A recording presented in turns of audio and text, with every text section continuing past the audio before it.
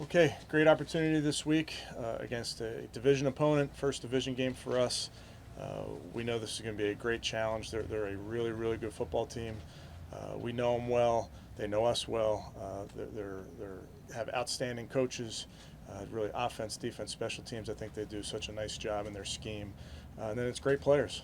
And again, players that we know, players that we have a ton of respect for, and they've added to those players as well through the offseason. So big week for us, and we got to get it started with a really good Wednesday today. And with that, I'll take any questions. Kevin, are you ruling anybody out? Your guys? No.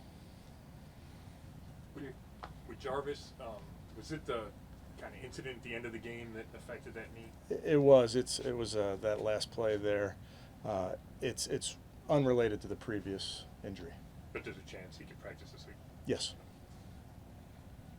Do you have any more feeling about Baker than you did on Monday? I don't. I think he's going to practice today, so we'll see how he does at practice, and then we'll take it day by day.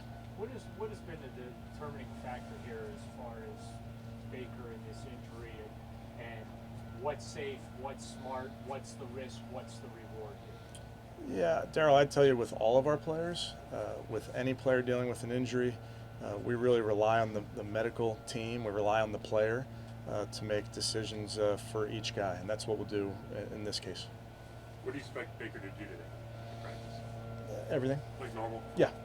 So, do you get Case some more first-team reps just in case, or do you let Baker take them all?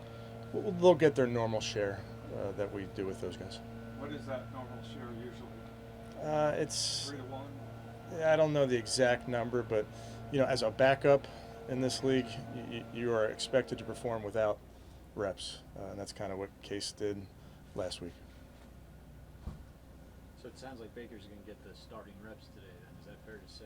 Because Case doesn't get them. He'll get a bunch of the reps, yeah. In Case we'll get some reps. I don't know the specific number, Okay. but it'll be like we normally do it. But different than last Tuesday, though. Yeah, last Tuesday we only had a couple live periods, so I'd say it's just back to a normal Wednesday. Do you need to see Chubb in practice before you make a determination on him? Yes, and we'll see him today, Marla, and I feel good about that. Jack said he's expecting to play. Just what would it mean to not only protecting Baker, but just in general, if you can have all 5 of those guys back together up front for the first time since week 1? Yeah, as you know, it's so important, those 5 playing together, the communication that occurs along that front. The guys that have gone in have really stepped up and done a great job for us, but Jack's an integral part of our run attack, our pass attack, so it'd be great to have him back out there. Is there a bunch of carryover from those back-to-back games last year with the Steelers? Is there a bunch new? I think by and large both teams are similar to who we were at the end of last season schematically. I mean, they had some guys along their, on their defense, bringing Schobert in. On the offensive side, Najee Harris and the tight end. So they have some new players. We have some new players, but I tell you, schematically, it's mostly similar. Coach, Baker would probably go out there with no arms, and you had that, I'm sure, the conversation with him about protecting himself long term, etc. Do you feel good about where he's at in terms of not going out there? He's not 100%, and the potential that he could hurt the team. Yeah, I really do, Tom, and that's based on my conversations with Baker and my conversations with the medical team. How have you seen the Steelers' offense kind of evolve during this season? Yeah, they're doing a nice job. I mean, they have good players on the perimeter, a really good running back. I think Ben Roethlisberger sees everything so clearly. You're really not going to fool him. He makes great decisions with the ball. They're doing a couple new wrinkles, with a new coordinator, although Coach Canada's influence on them even last year you could see. So they're doing a nice job. Is there any part of the rivalry, Kevin, that kind of gets into the week, like maybe even the younger guys let them know the history, or is this just a division game?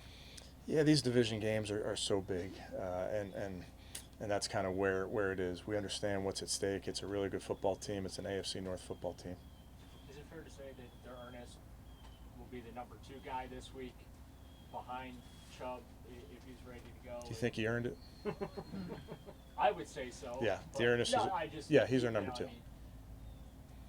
And how do you think that know, because that's typically Kareem's role. Do you see a lot of Kareem into Ernest when you watch him a little bit? Are they No, I similar think they're players? all so different. I really think they're all so different. I think Dearness, like I said previously, and we all saw it in that game, when he's had his opportunities, he's come through. He's a very, very accountable football player. What's different about him? But, like, if you had to compare to Ernest to Kareem, what makes them stand out and separate? It's just those rushing styles on each of those guys is just it's a little bit different. I think Kareem's a great football player.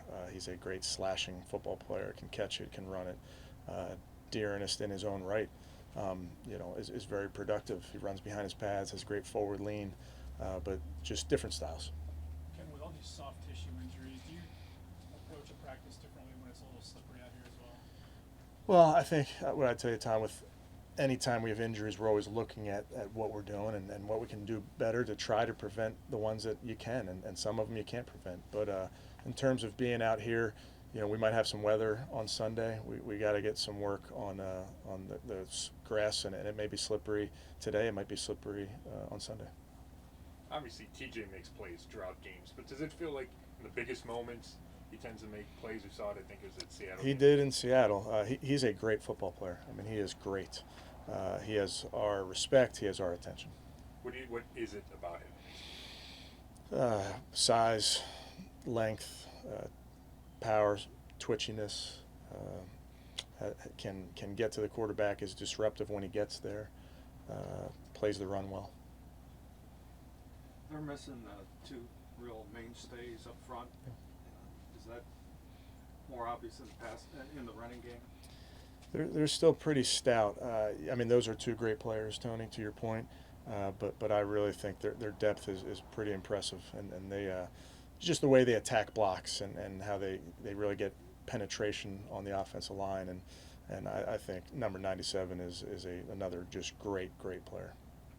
Chase has been good everywhere, but with the way the wind goes in that stadium, you guys never know. Do you think there's something to him being more prepared now that he's done it and actually seen it rather than just going down there during the week? Yeah, I think it's just reps. I think those reps when you go down there during the week are valuable. I think in-game reps are valuable. I think the pre-game reps are valuable. So I think he's adding all those things he's learning about kicking down there on the lake, because there's nuance in that building.